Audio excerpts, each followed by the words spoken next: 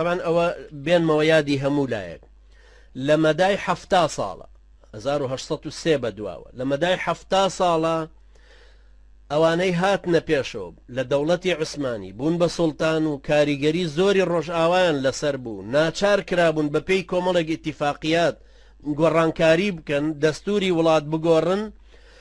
پەرلەمانێ دروستکەن بە قسەی غەربیەکان چۆن ئێستا بۆ نمونە ئەمریکا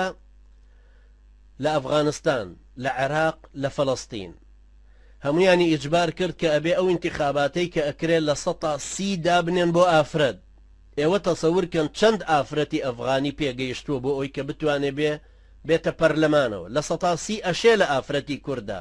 چکە ئافرەتی کورد ڕۆشنبیرتر و چاوکراوەترە و خاکەکەشی زەمینەی لە ڕۆژهەڵاتێکی ناوەڕاستی پڕ سراع و ململانێدا خەباتێکی 100 ساڵەی قەومی نزیکبوون لە ئەستانەی قەدیم و لە پردی نێوان ئاسیا و ئەوروپا چاوکراوەیەکی زۆری تیا هەیە ئێمە لە ساڵی 1909 سەفیری دەوڵەتی عوسمانی لە ستۆکهۆڵم کورد بووە لەبەرەوە چاوکرانەوەی کورد زۆرترە ئێستا ئەگەر بڵین لە 130 ئافرەتی کورد بێتە پەرلەمانەوە شتێکی طبیعیە بەڵام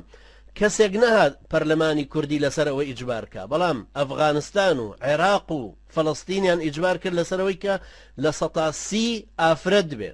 چۆن ئەم قانونە چەسپێنرا کە بە شەرتێک لە 180 پەرلەمانی ئەمریکایی ئافرەتن بۆ لە هیچ وڵاتێکی ئەوروپیا نابینی لە 130 ئافرەت بن بۆچی بە زۆر بسەلمێ بەسەر وڵاتانی ئیسلامە کە ئەبێ ئافرەت بێنرێتە پێش چونکە ئێستا بە طبیعەتی حاڵی بارودۆخی وڵاتەکانی ئێمە وڵاتەکان خۆی دواکەوتون ئابوووریەکە خۆی دواکەوتووە چاوکرانەوە کەمتر هەیە ئافرەتی وڵاتانی مسلمان بە شێوەیەکی گشتی دواکەوتوترن وەک لە پیاوانی لەبەرەوە کاتێک ئەڵێ لە 130 بێتە پێشەوە هەر پەرلەمانێکی لاواز دیسان دێتە پێشەوە بۆی هەموو نەخشەیەکی گڵاوی ڕۆژئاوایی دژ بە ئیسلام بتوانرێ پیادە بکرێت لەو سەردەمەشە ئاوا سوڵتانی عوسمانی ئیجبار کرابوون لە مەدای ئەو 70 ساڵێ تاکو سوڵتان عەبدولحەمید دێتە پێشێ لە ساڵی یەکەمی سوڵتانیشە دەستور قبوڵەکە بە زۆر مەدحەت پاشای پێتەعینەکەن مەدحەت پاشا کە ئێمە خوێندومانەوەکو ئیسلاح سازێکی باش و پیاوێکی باش شاکە خواز بەڵام مەدحەت پاشا جوولەکەیە سوڵتان ئیجبارەکەن بیکا بە سەدر الأعظەم یعنی بیکا بە ڕئیسی حکوومەت بە ڕئیس وزەرا تەعینی شیەکە پەرلەمانەکەش دروستەکە بەڵام دوایی خۆی کە دێ دوو مەجلس دروستەکە یەکیان مەجلسی ئەعیانە یەکیان مەجلسی مەبعوسانە مەجلسی ئەعیان خۆی تەعینیەکە وەکو شورا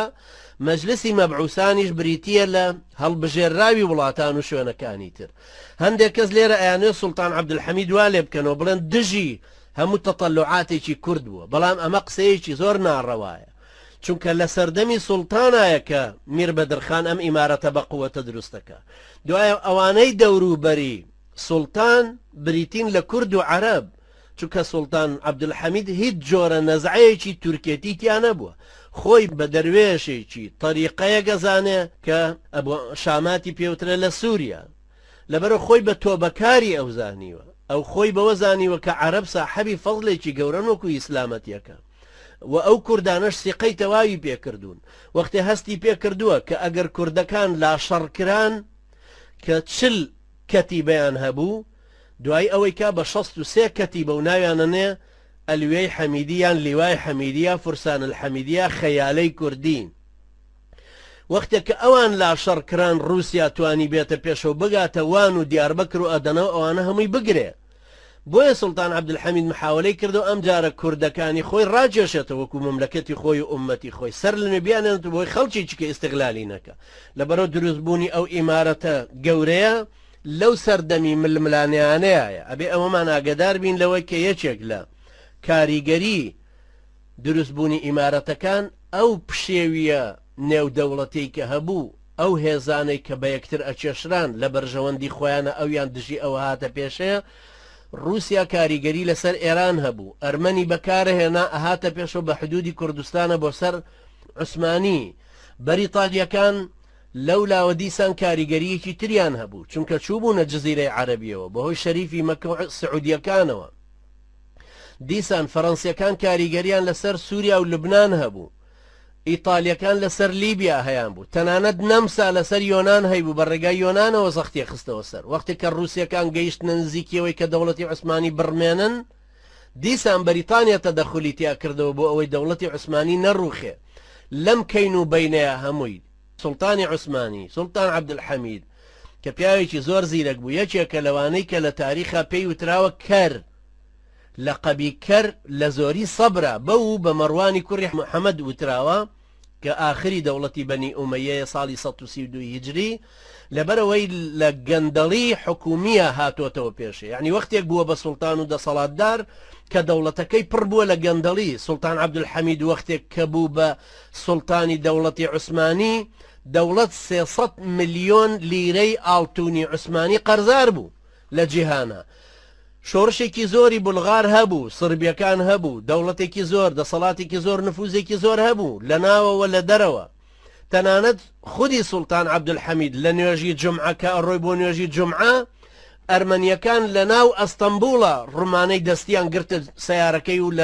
سیارەکەی و لە مەوکیبەکەیە تەقانیانەوە بەڵام ئەو خۆی سەلامەت دەرچوو یعنی تەنانەت ئەوان توانیان بچنە ناو ژوور ناو شوێنەکانەوە کە ئەوی تیا بوو بەڵام لەبەرەوەی خۆی سیاسەتێکی تایبەتی خۆی هەبوو کە لە بینی ئەو هەموو زلهێزەیە یاری بە هەمویانە کرد ئایتوانی هەمویان